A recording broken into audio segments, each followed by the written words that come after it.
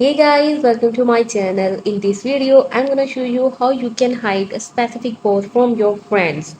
It's super easy and we will make sure you get it right. You just make sure you are logged in and using the latest version of your profile, and also watch the complete video carefully to avoid forgetting anything and making mistakes. So let's open up the Facebook app, tap on the profile, scroll a little down,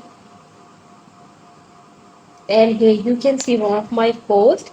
Tap on the three dots here, tap on the edit privacy, and here you can see the different options. If I want to private my post from some specific friends, so I just have to tap on friends except.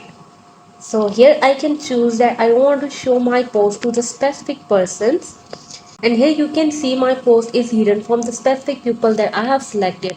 So guys, this is how you can edit your privacy on your post from your friends. So hope you guys like my video. Please guys consider showing your support by commenting, liking, sharing and subscribing to my channel for more valuable content in the future.